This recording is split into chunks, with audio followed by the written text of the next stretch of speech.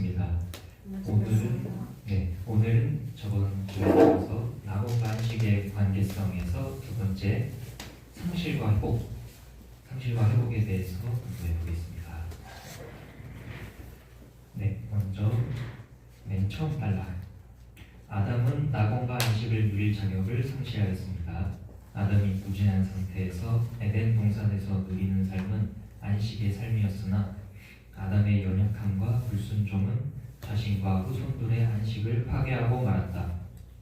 그러나 전지하고 긍휼이 무궁하신 하나님께서는 창조하시기 전에 이미 아담이 범죄할 것을 아시고 불쌍히 여기셔서 그를 구원하실 계획을 창세전에 이미 세워두셨다. 이 모든 것의 계획이 모르고 계셨다가 아담이 범죄한 후에 세우신 것이 아니다. 창세전에 세워졌었다. 그리고 아담을 위한 하나님의 회복의 의지와 개념은 창조를 마치시고 안식하신 일곱째 날에 내재되었다. 요약해서 말씀드리자면 아담은 낙원에서 안식을 누리고 있었지만 범죄하여서 그 자격을 상실하였습니다. 그러나 하나님께서는 인간이 타락하실 것을 미리 아셨고 심판으로 끝나는 것이 아니라 구원해 주실 계획도 미리 마련하셨습니다. 성경 구절 디도서 1장 2절 보겠습니다. 영생의 소망을 인함이라. 이 영생은 거짓이 없으신 하나님의 영원한 때 전부터 약속하신 것인데, 여기서 영생의 소망은 다시 우리가 누리게 될 안식의 삶을 말합니다. 이것을 영원 전부터 약속하셨다고 하신 말씀입니다. 에베소서 1장 4절. 곧 창세전에 그리스도 안에서 우리를 택하사 우리로 사랑 안에서 그 앞에 거룩하고 흠이 없게 하시려고 그 기쁘신 뜻대로 우리를 예정하사 예수 그리스도로 말미암아 자기의 아들들이 되게 하셨으니. 창세 전부터 우리를 아들들이 되게 계획하셨습니다. 아들들이 된다는 것은 아버지이신 예수님의 천국의 유업을 받는다는 의미죠. 그래서 천국에서 안식을 누릴 것을 말하는 구절입니다. 그리고 베드로전서 1장 10절. 그는 창세 전부터 미리 알리신 바 된 자나 이 말세에 너희를 위하여 나타내신 바 되었으니. 창세 전부터 미리 알리신 바 된 자나, 하나님의 구원 계획은 창세 전부터 알려져 있었는데 그동안은 계시를 희미하게 하였습니다. 예를 들면 원시복음, 율법, 제사, 가죽옷, 뱀의 머리를 부순다 이런 등등의 계시인데 요거는 예수님을 구체적으로 알기에는 희미한 계시였죠. 그런데 이제 뒷부분에 보면 이 말세에 너희를 위하여 나타내신 바 되었으니. 성경에서 말하는 말세라는 단어의 의미, 때는 예수님이 오신 때를 말합니다. 그러니까 예수님이 오셔서 구체적으로 나타내신 바 되었다는 것입니다. 그래서 어떻게 나타내셨냐? 예수님께서 십자가에서 대속의 피를 흘리시고 3일 만에 부활하심으로, 그리고 그것을 믿음으로 우리가 구원받는다. 이렇게 구체적으로 알리신 것입니다. 회복의 방법이 계시된 것은 창세기 3장에서 하나님께서 말씀하신 원시복음에서다. 창세기 3장 15절. 내가 너로 여자와 원수가 되게 하고 너의 후손도 여자의 후손과 원수가 되게 하리니 여자의 후손은 내 머리를 상하게 할 것이요 너는 그의 발꿈치를 상하게 할 것이니라 하시고 여호와 하나님이 아담과 그 아내를 위하여 가죽옷을 지어 입히시니라. 이 말씀은 예수 그리스도를 통한 회복을 예언하는 것입니다. 그래서 여자의 후손이 뱀의 머리를 상하게 한다는 것은 사탄을 멸하실 예수님의 사역을 말하는 것이고요. 그리고 21절에 가죽옷을 지어 입힌다라는 말은 예수님이 제물이 되셔서 흘리신 대속의 피를 의미합니다. 즉 하나님께서는 타락한 인간을 위한 구원의 길을 창세기부터 예비하신 것입니다.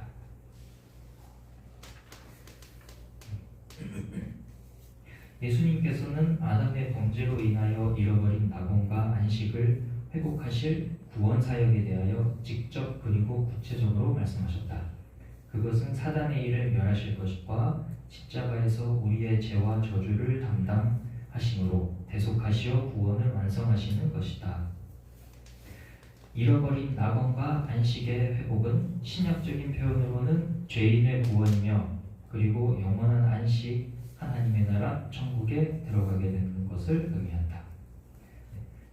안식이 회복된다는 것, 그것은 이꼴은 구원이라고 기억하시면 되겠습니다. 안식을 회복했다, 구원을 받는다, 천국에 간다. 이렇게 기억하시면 되겠습니다.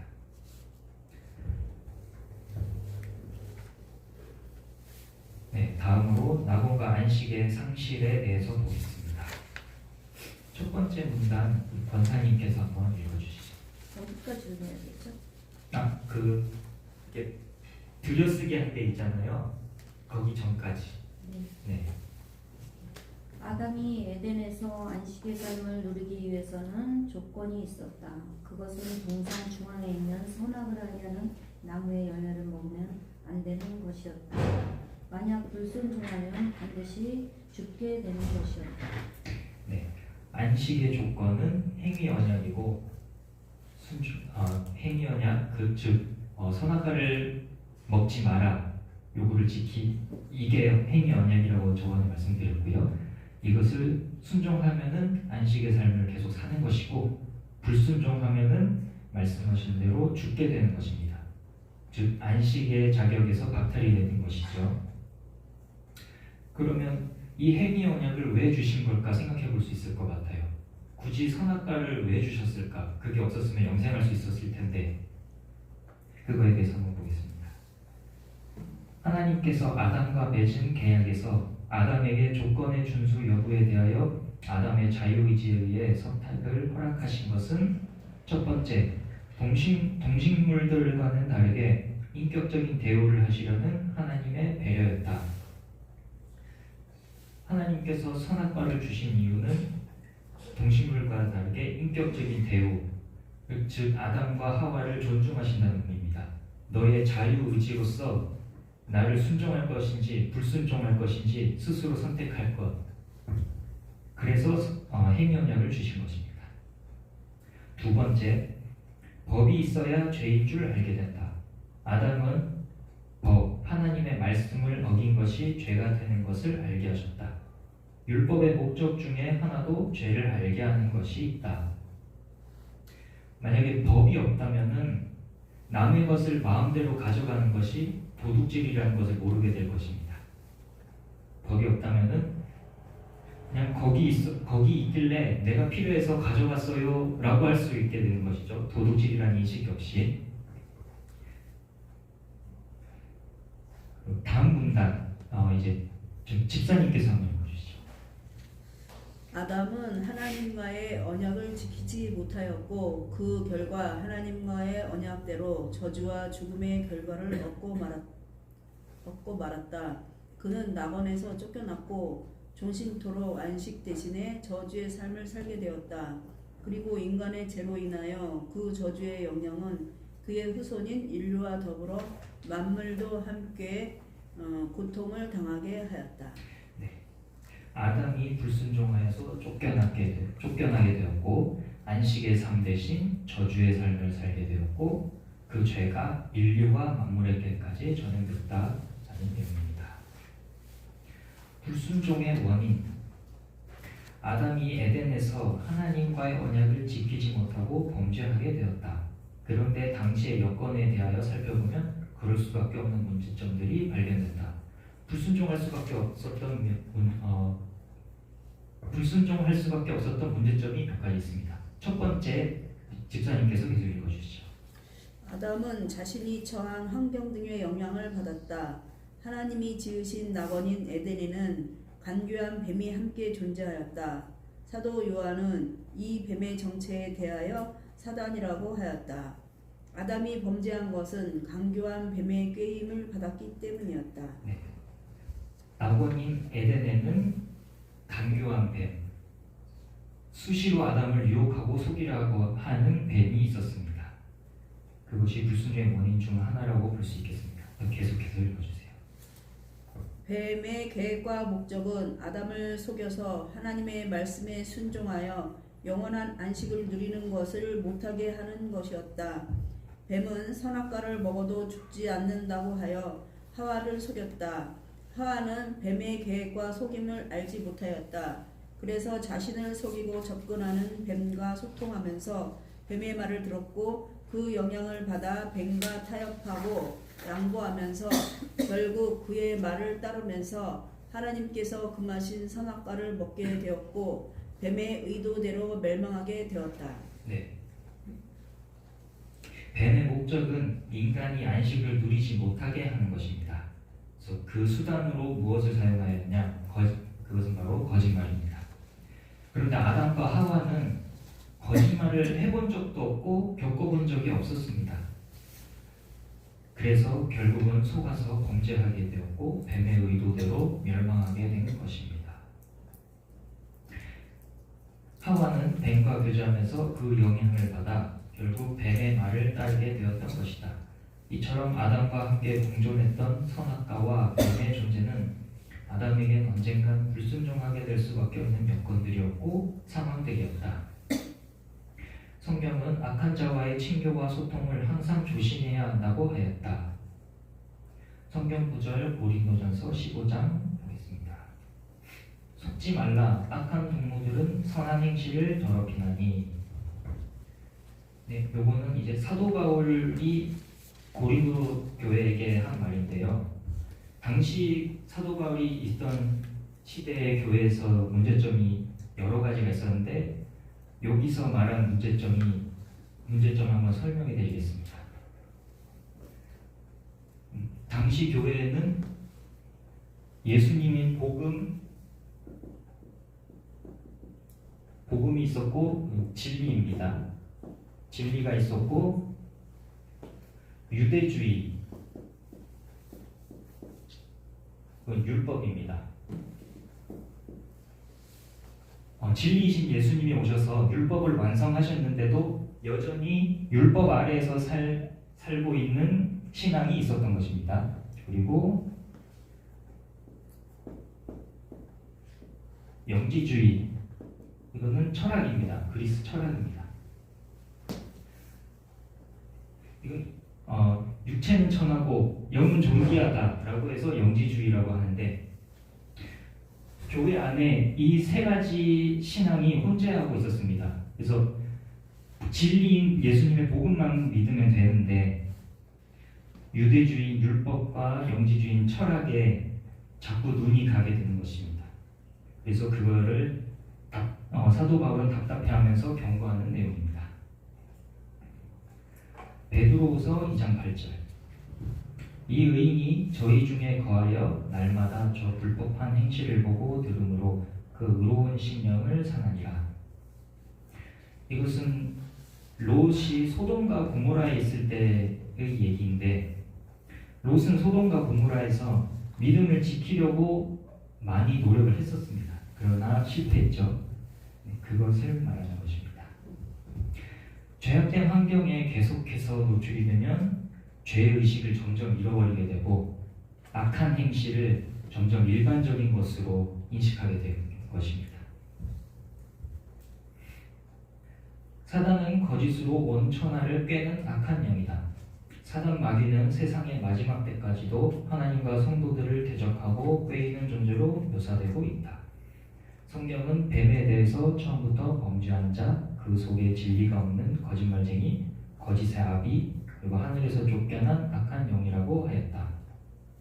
네, 성경에서는 사단을 묘사할 때 뱀, 범죄한 자, 거짓말쟁이, 거짓의 아비, 악한 영 등등등 이렇게 표현을 합니다. 성경 구절을 보면서 어떻게 표현했는지 한번 보겠습니다. 요한복음 8장. 너희는 너희 아비 마귀에게서 났으니 너희 아비의 욕심을 너희도 행하고자 하느니라. 저는 처음부터 살인한 자요 진리가 그 속에 없으므로 진리에 서지 못하고 거짓을 말할 때마다 제 것으로 말하나니 이는 저가 거짓말장이요 거짓의 아비가 되었습니다. 요한복음에서는 마귀, 살인한 자, 거짓말장이, 거짓의 아비라고 말합니다. 계시록 12장. 하늘에서 전쟁이 있으니 미가엘과 그의 사자들이 용으로 더불어 싸울세 용과 그의 사자들도 싸우나 이기지 못하여 다시 하늘에서 저희 있을 곳을 얻지 못한지라. 큰 용이 내어 쫓기니 옛뱀 곧 마귀라고도 하고 사단이라고도 하는 온 천하를 꿰는 자라. 땅으로 내어 쫓기니 그의 사자들도 저와 함께 내어 쫓기니라. 계시록에서는 사단을 용, 옛뱀, 마귀, 온 천하를 꿰는 자라라고 표현하고요. 여기서는 하늘에서 전쟁이 있었는데 어떻게 싸웠는지는 잘 모르겠지만 미가엘과 그의 사자들 그리고 용, 사단과 그의 사자들이 싸웠는데 사단이 결국 이기지 못했고 천국에서 쫓겨났고 땅으로 떨어졌습니다. 그 모습을 묘사한 게 누가복음 10장인데 예수님께서 이르시되 사단이 하늘로서 번개같이 떨어지는 것을 내가 보았노라. 사단은 땅에 떨어질 때 번개같이 떨어졌다고 합니다. 둘째, 아담의 연약함에 대한 부분이다. 이 부분은 권사님께서 읽어주세요. 둘째, 아담의 연약함에 대한 부분이다. 불완전한 존재였던 아담에게는 불순종의 가능성이 상존한 상태였었다. 아담이 속임을 당하게 된 것에는 몇 가지 이유가 있었다. 그것은 인간, 존재의 연약함, 즉 욕심을 다스릴 의지의 완전함이 없었다. 그는 뱀의 거짓말에 유혹되어서 선악과를 볼 때에 그것이 하나님의 명령을 어긴 불순종의 행위이며 먹으면 죽게 되는 것이기에 마땅히 선악과를 두려워하고 멀리하여야 하는데 오히려 두려워하거나 멀리하지 않고 먹음직하고 보암직한 식욕과 탐욕이 발동하게 되었다. 생각과 마음이 변하여 자기의 욕구를 만족시키는 것이 하나님의 말씀과 명령의 순종보다 더 컸던 것이다. 성경은 뱀의 관계로 인해 하와의 마음이 부패되었다고 하였다. 긴 거 읽어주셔서 감사합니다. 혹시 저 목소리 잘 들리시나요? 네. 저번에 목소리가 네, 잘 들리는데 요거는 이제 아담이 속임을 당한 이유에 대해서 말하는 건데 아담이 속임을 당한 이유는 아담이 불완전하고 욕심을 다스릴 의지가 부족했기 때문이라고 말했습니다. 선악과를 보면서 선악과를 먹는다는 행위가 불순종의 행위라는 사실을 인식하지 못하고 오히려 식욕과 탐욕이 발동했습니다. 결국 뱀의 관계로 인해서 마음이 부패되어 말씀에 순종하기보다 자신의 욕구가 우선이 된 것입니다. 고린도서 11장 3절 뱀이 그 관계로 이와를 미혹해 한 것 같이 너희 마음이 그리스도를 향하는 진실함과 깨끗함에서 떠나 부패할까 두려워하노라. 여기서 관계라는 말은 철저하게 계획된 속임수라는 뜻입니다. 우리는 인간은 능력도 지식에서도 뱀보다 약해서 항상 뱀의 관계에 넘어갈 수밖에 없는 것입니다. 다음 문단 권사님 계속해서 읽어주세요. 아담이 범죄하지 않을 가능성은 오직 하나님으로부터의 도움이 있어야만 가능하였다. 예를 들면 영적인 존재인 천사들 중에서 타락하지 않은 천사들에 대해서 성경은 택함받은 천사들이라고 하였는데 이 말은 타락하지 않은 선한 천사들이 타락하지 않을 수밖에 없는 이유가 하나님께서 선택하신 것과 같은 원리이다. 피조된 불완전한 거기까지 읽어주시고요. 능력도 지식도 인간보다 뛰어난 천사들도 하나님의 택하심이 없으면 타락한다는 내용입니다. 그래서 우리 인간 역시도 하나님께서 간섭하지 않으면 타락할 수밖에 없는 것입니다. 피조된 불완전한 존재인 아담에게는 완전함이 없었다. 지식과 능력 그리고 의지적인 면에서 한계와 연약성이 처음부터 있었다. 언젠가는 실수할 수밖에 없는 한계가 있는 연약한 존재였던 것이다. 인간은 불완전하고 연약한 존재이기 때문에 반드시 실수하는 존재라는 의미입니다.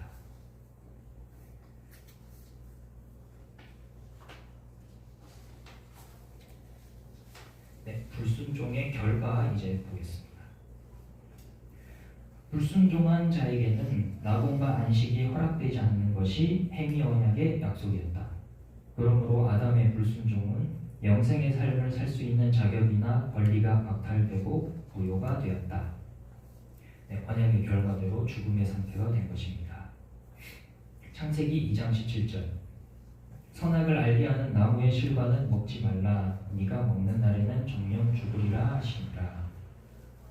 로마서 6장 죄의 삭슨 사망이요 하나님의 은사는 그리스도 예수 우리 주 안에 있는 영생이니라. 불순종하면 반드시 죽는 것이고 다시 영생하려 하는 것은 생명이신 예수님의 은혜가 있어야 하는 것입니다. 네, 다음 단락.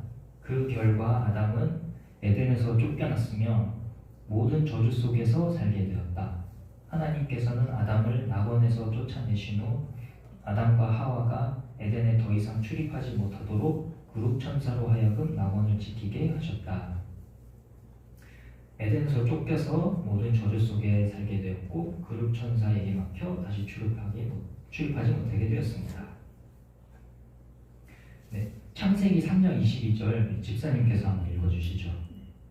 여호와 하나님이 가라사대 보라 이 사람이 선악을 아는 일에 우리 중 하나같이 되었으니 그가 그 손을 들어 생명나무 과실도 따 먹고 영생할까 하노라 하시고. 네. 생명나무를 먹지 못하도록 이게 출입을 제한하고 그룹 천사를 두어서 입구도 막고 이렇게 한 게 약간 너무하다는 생각이 들 수도 있을 것 같아요. 근데 왜 그랬냐 한번 생각을 해볼 수 있을 것 같은데요.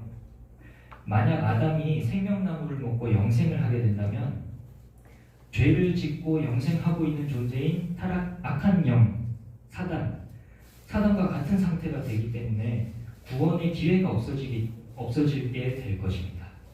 그러므로 생명나무를 못 먹게 하신 것도 은혜라고 할 수 있을 것 같습니다. 그리고 23절 여호와 하나님이 에덴 동산에서 그 사람을 내어보내어 그의 근본된 토지를 갈게 하시니라. 노동을 하며 사는 것은 저주 속에 사는 것입니다. 24절 이같이 하나님이 그 사람을 쫓아내시고 에덴 동산 동편에 그룹들과 두루 도는 화영검을 두어 생명나무의 길을 지키게 하시니라. 계속 그룹이라고 나오는데 혹시 그룹 천사가 어떤 건지 구체적으로 아시나요? 잘 모르시나요? 네. 그룹 천사는 천사들에게도 이제 계급이 있습니다. 계급인데 그룹은 가장 높은 직급의 천사들이라고 할 수 있습니다. 저희 사회로 비유하자면 대통령의 비서증이라고 할 수 있을 것 같아요. 그리고 그룹 밑에는 스랍이라는 천사도 있고, 먼저 그룹의 특징은 날개가 2개입니다. 날개가 2개이고 법계 위에 있는 두 천사가 날개 2개로 이렇게 마주보고 있는 거 기억나시죠? 그게 그룹 천사가 법계 위에 있는 것입니다. 그리고 그룹 밑에 계급에는 스랍 천사인데 스랍은 특징으로 날개가 6개고 2개는 얼굴을 가리고 2개는 날고 또 2개는 발을 가리고 이런 묘사 보셨던 기억이 있을 것 같아요. 그렇습니다. 그리고 다음 단락 아담의 불순종으로 인한 저주는 크게 3가지로 나누어 살펴볼 수 있다. 네, 첫 번째 집사님이 읽어주세요. 아담에게는 생계를 위한 땀과 노동이 종신토록 주어졌다. 성경은 아담의 주식의 변화에 대해서도 언급하였는데 그것은 박 갈지 않아도 되는 나무의 열매에서 농사를 지어야만 되는 채소로 먹거리가 바뀌었다. 네, 원래는 일하지 않고도 저절로 에덴 낙원에서 먹을 걱정이 없었는데 이제는 저주를 받아서 종신토록 수고하여야 땀을 흘려야지만 그 소산을 먹을 수 있는 것입니다. 18절 땅이 내게 가시덤불과 엉겅퀴를 낼 것이라 너희 먹을 것은 밭의 채소인즉 아담의 죄로 인해서 땅도 저주를 받아가지고 이제 땅에서는 가시덤불과 엉겅퀴까지도 자란 것입니다. 불순종의 결과 2번째 죄악의 전염이 있었다. 계속해서 읽어주시죠. 뱀은 하와로 죄를 짓게 하고 하와는 아담에게 선악과를 먹게 하여 아담에게도 죄를 짓게 하여 죄와 죄책을 전가시켰다. 불순종과 그에 대한 책임이 전염된 것이다. 사단이 잠시 동안 온전하였으나 마침내 불의가 드러난 것과 같이 아담도 마침내 불순종하여 낙원과 안식을 잃어버린 저주받은 존재가 되었다. 그의 불순종은 인류에게도 죄책이 전가되어 아담 이후 인류도 안식을 누리지 못하고 사망과 저주의 삶, 즉 낙원과 안식이 없는 삶을 살게 되었다. 네, 죄의 전형이 뱀이 하와에게, 하와에서 아담에게, 아담에서 인류에게 죄를 전염시킴으로써 낙원과 안식이 없는 삶을 살게 된 것입니다. 로마서 5장 12절 이러므로 한 사람으로 말미암아 죄가 세상에 들어오고 죄로 말미암아 사망이 왔나니 이와 같이 모든 사람이 죄를 지었으므로 사망이 모든 사람에게 이르느니라. 아담의 죄 때문에 모든 사람이 사망에 이르렀다는 내용이죠. 14절 그러나 아담으로부터 모세까지 아담의 범죄와 같은 죄를 짓지 아니한 자를 위해도 사망이 왕노릇하였나니 아담은 오실자의 표상이라. 여기서 오실자라는 표현은 예수님을 말합니다. 왜 아담을 예수님의 표상이라고 했는가? 그거는 이제 다음 구절을 보면 알 수 있습니다. 고린도전서 15장 22절 아담 안에서 모든 사람이 죽은 것 같이 그리스도 안에서 모든 사람이 삶을 얻으리라. 네, 아담 때문에 모든 사람이 사망에 이르렀고 저주받은 것처럼 예수님 때문에 모든 사람이 구원을 얻을 수 있기 때문에 아담을 오실자의 표상이라고 한 것입니다. 그리고 또 예수님을 또 다른 표현으로 두 번째 아담이라고도 합니다. 불순종의 결과 세 번째 계속해서 읽어주세요. 죄로 인해 만물이 피곤해졌고 피조물들이 탄식하며 고통하게 되었으며 썩어짐의 종노릇하는 데서 해방되기를 원하고 있다. 네, 전도서 1장 8절 만물의 피곤함을 사람이 말로 다 할 수 없나니 눈은 보아도 족함이 없고 귀는 들어도 차지 아니하는도다. 로마서 8장 19절 피조물의 고대하는 바는 하나님의 아들들에 나타나는 것이니 그 바라는 것은 피조물도 썩어짐의 종노릇한 데서 해방되어 하나님의 자녀들의 영광의 자유에 이르는 것이니라. 죄가 전염돼서 저주받은 만물이 바라는 것은 다시 오실 예수님입니다. 성경은 인간의 불순종으로 인해 땅이 저주받아 결실이 약화되고 가시덤불과 엉겅퀴를 내었다고 하였다. 창세기 3장 18절 땅이 내게 가시덤불과 엉겅퀴를 낼 것이라 너희 먹을 것은 밭의 채소인즉. 창세기 4장 12절 네가 밭 갈아도 땅이 다시는 그 효력을 내게 주지 아니할 것이요 너는 땅에서 피하며 유리하는 자가 되리라. 밭을 갈려고 하니 땅에서는 엉겅퀴와 가시덤불이 자라고 기껏 밭을 갈았더니 효력이 떨어졌습니다. 그래서 생산량이 작고 과실도 미흡하게 된 것입니다. 다음으로 낙원과 안식의 회복 약속. 하나님께서는 범죄한 아담을 에덴에서 쫓아내셨다. 그러나 하나님께서는 아담을 긍휼히 여기셔서 회복해 주실 것을 약속하셨다. 이것을 원시복음이라고 한다. 공의의 하나님이 죄인인 아담을 쫓아내셨지만 긍휼히 무궁하신 하나님이 아담에게 복음을 주신 내용입니다. 에덴에서 아담에게 주신 두 가지 원시복음의 의미는 첫째, 권사님께서 읽어주세요. 예수님이 오셔서 하나님을 대적하고 하와를 속인 원수인 사단의 일을 멸하시는 것을 말한다. 그리고 원시복음인데 두 가지가 있다. 하나는 아담에게 가죽옷을 지어 입히신 것이고 다른 하나는 여자의 후손이 뱀의 머리를 부숴버리는 것이다. 네, 여기서 가죽옷의 의미는 아까 서두에 말씀드린 것처럼 짐승을 잡아서 이제 가죽옷을 입히신 것처럼 예수님이 제물되어 피 흘리셔서 죄 문제를 해결하신 것이고, 두 번째로 여자의 후손이 뱀의 머리를 부순다. 이것은 모든 사람들은 남자의 후손인데 오직 예수님만 성령으로 잉태되셨기 때문에 여자의 후손입니다. 그래서 여자의 후손은 예수님을 말하는 것이고 뱀의 머리를 부순다는 것은 뱀의 계획을 저지하는 것입니다.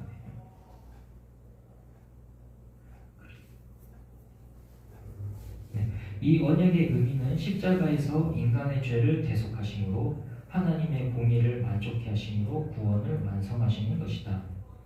이제는 누구라도 예수님의 대속하신 것을 믿으면 구원을 받게 되는 언약이었다. 창세기 3장 15절 내가 너로 여자와 원수가 되게 하고 너의 후손도 여자의 후손과 원수가 되게 하리니 여자의 후손은 네 머리를 상하게 할 것이요 너는 그의 발꿈치를 상하게 할 것이라 하시고 여호와 하나님이 아담과 그 아내를 위하여 가죽옷을 지어 입히시니라. 이건 아까 조금 전에 설명드렸던 예수님의 피와 사역을 말하는 것이고 에베소서 1장 우리가 그리스도 안에서 그의 은혜의 풍성함을 따라 그의 피로 말미암아 구속 곧 죄사함을 받았으니 우리가 구원받는 방편은 예수님의 피라는 것을 말합니다.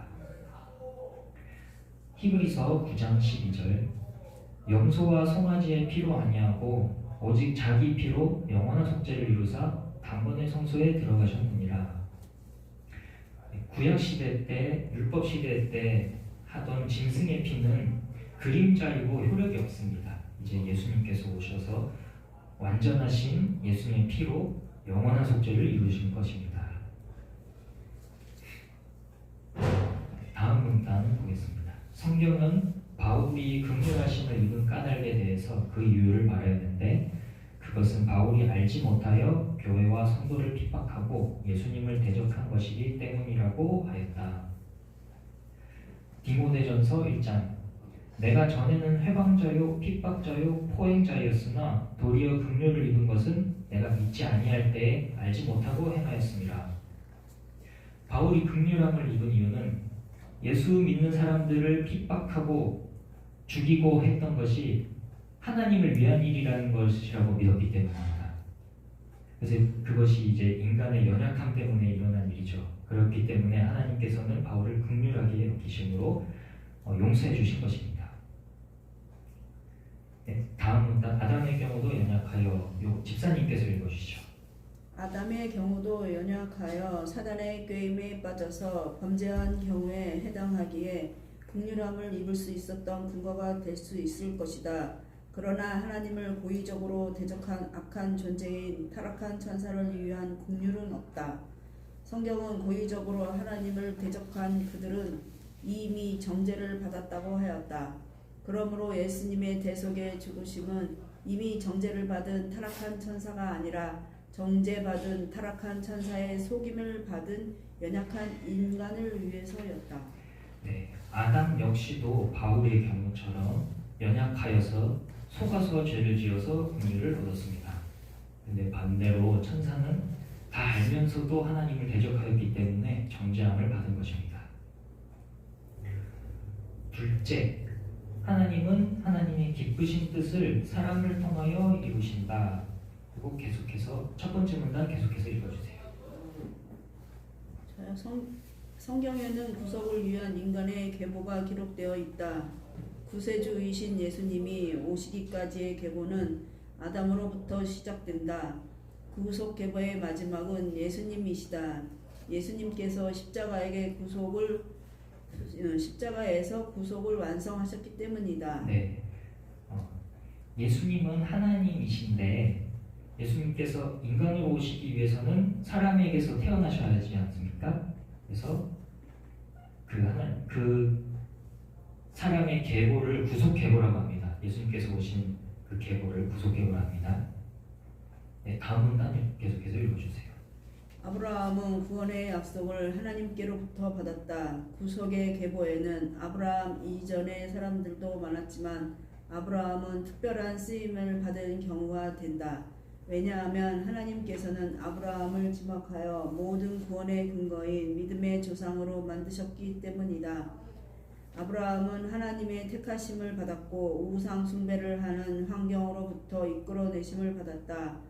아브라함은 하나님의 말씀에 순종하였고 여러 가지 시험에서도 믿음을 지켰기에 하나님께서는 순종하는 아브라함의 믿음을 보시고 의롭게 여기셨다고 하셨다. 그리고 하나님은 그를 믿음으로 구원받을 모든 사람들의 조상으로 삼으셨다.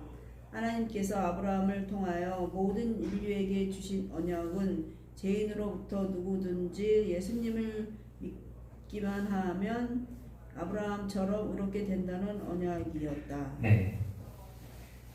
아브라함은 믿음의 조상이고 아브라함의 계보에서 예수님이 나오십니다. 특별히 아브라함이 선택된 이유는 믿음이고 또한 아브라함이 오실 예수님을 미리 알고 기뻐했기 때문입니다. 창세기 15장 6절 아브라함이 여호와를 믿으니 여호와께서 이를 그의 의로 여기시고 하나님께서는 그의 믿음을 의로 여기셨습니다. 로마서 4장 16절 그러므로 후사가 되는 것 이것이 은혜에 속하기 위하여 믿음으로 되나니 이는 그 약속을 모든 후손에게 굳게 하려 하심이라 율법에 속한 자에게뿐 아니라 아브라함의 믿음에 속한 자에게도니 아브라함은 하나님 앞에서 우리 모든 사람의 조상이라. 아브라함은 믿음으로 구원받는 것을 구체적으로 알았고 믿었으므로 믿음의 조상이 되었습니다. 갈라디아 3장 7절 그런즉 믿음으로 말미암은 자들은 아브라함의 아들인 줄 알지어다. 또 하나님이 이방을 믿음으로 말미암아 의로 정하실 것을 성경이 미리 알고 먼저 아브라함에게 복음을 전하되 모든 이방이 너를 인하여 복을 받으리라 하였으니 또 하나님 앞에서 아무나 율법으로 말미암아 의롭게 되지 못할 것이 분명하니 이는 의인이 믿음으로 살리라 하였습니다. 그리스도께서 우리를 위하여 저주를 받은 바 되사 율법의 저주에서 우리를 성령하셨으니 기록된 바 나무에 달린 자마다 저주 아래 있는 자라 하였습니다. 네, 첫 번째 줄 끝에 8절에서 또 하나님이 이방을 믿음으로 말미암아 의로 정하실 것을 성경이 미리 알고 먼저 아브라함에게 복음을 전하되라고 했습니다. 네, 구원 계시는 아담에게도 주어졌지만 희미했습니다. 아까 말씀드렸죠. 근데 예수님을 믿음으로 구원받는다라는 복음을 분명하고 확실하게 주어진 건 아브라함이었습니다. 그래서 예수님이 태어나실 구속 계보가 아브라함이 된 것입니다. 요한복음 8장 너희 조상 아브라함은 나의 때 볼 것을 즐거워하다가 보고 기뻐했느니라. 아브라함은 예수님이 오실 것을 미리 알고 있었습니다. 알고 있었고 믿었고 그것을 즐거워하며 기뻐했습니다. 네, 그래서 아브라함이 구속의 계보, 믿음의 조상이 된 것입니다. 네, 여기까지 마치겠습니다. 차려 경례. 네, 감사합니다. 감사합니다.